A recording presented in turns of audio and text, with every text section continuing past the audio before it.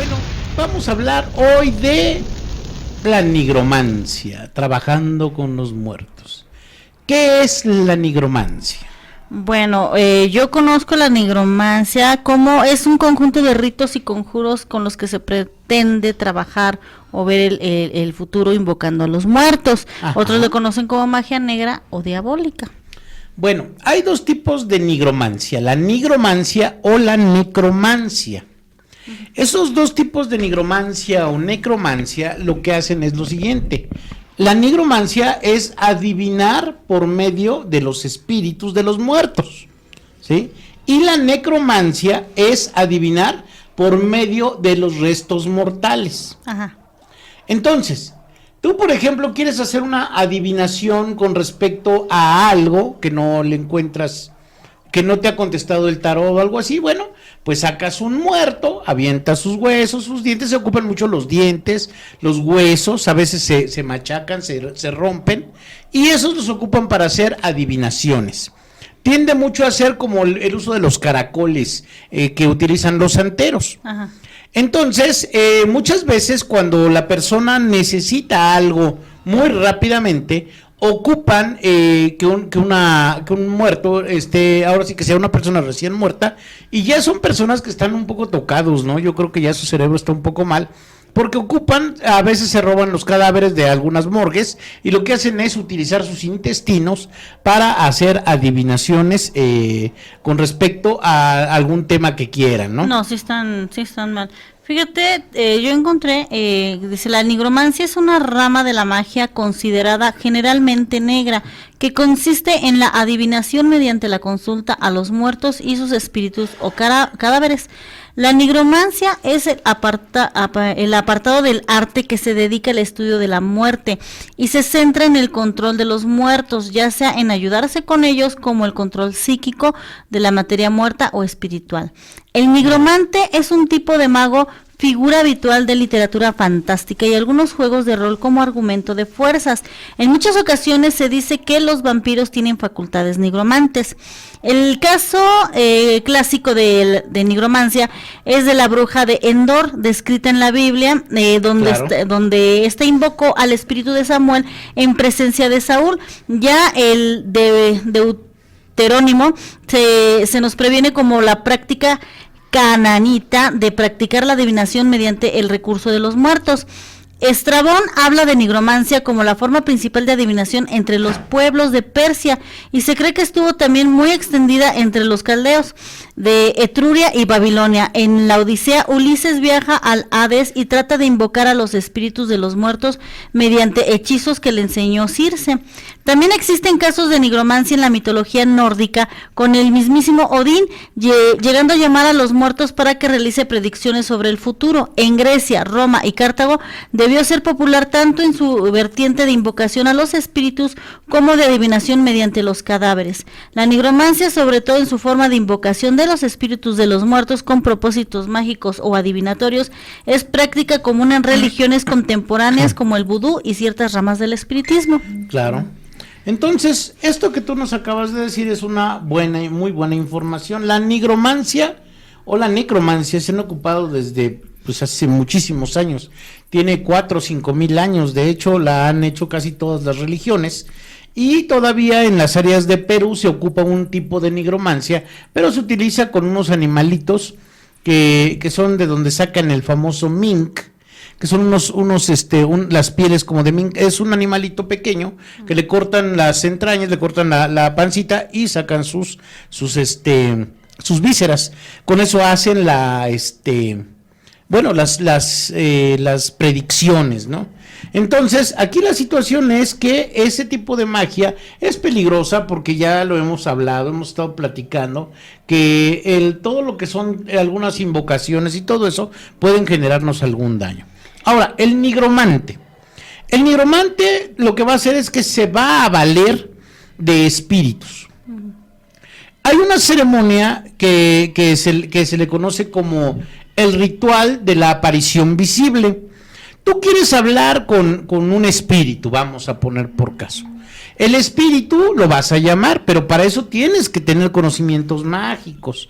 No nada más es de hacerlo. Recuerda que si ese espíritu llegara a venir o llega a venir otra entidad, pues se te va a aventar y lo que va a hacer es que te va a generar problemas de posesión.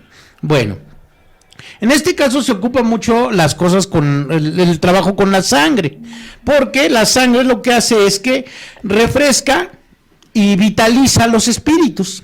Haz de cuenta que ponían un tazón con sangre en un cuenco, en un recipiente.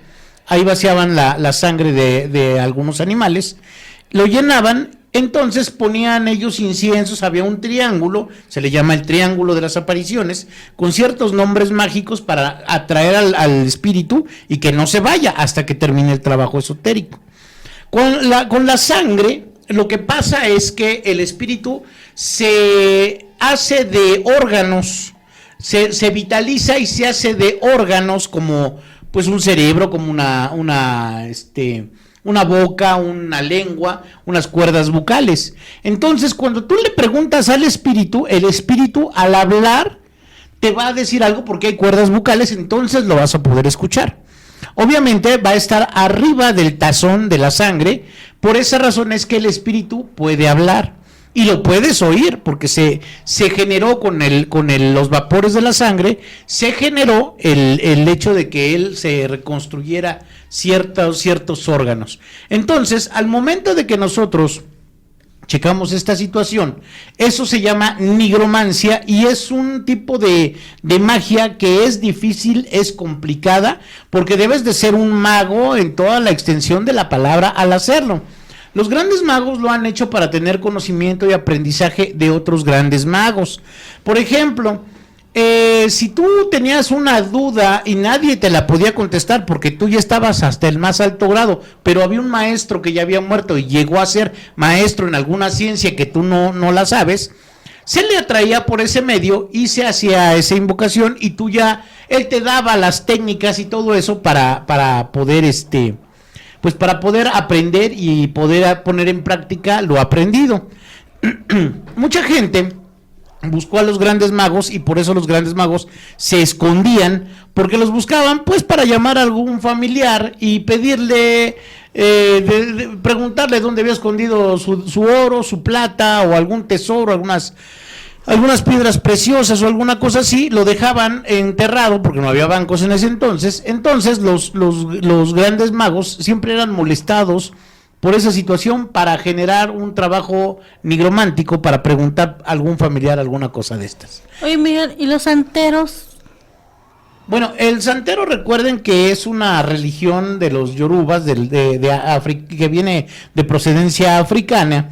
Ellos ocupan mucho la sangre, pero para alimentar a ciertos seres que van a estar en un recipiente o en un lugar que les llaman ellos los guerreros, y al momento de ponerles sangre, bueno, pues ellos lo que hacen es avivar al espíritu, lo tienen ya programado para que vaya al lugar y proteja, entre comillas, una casa.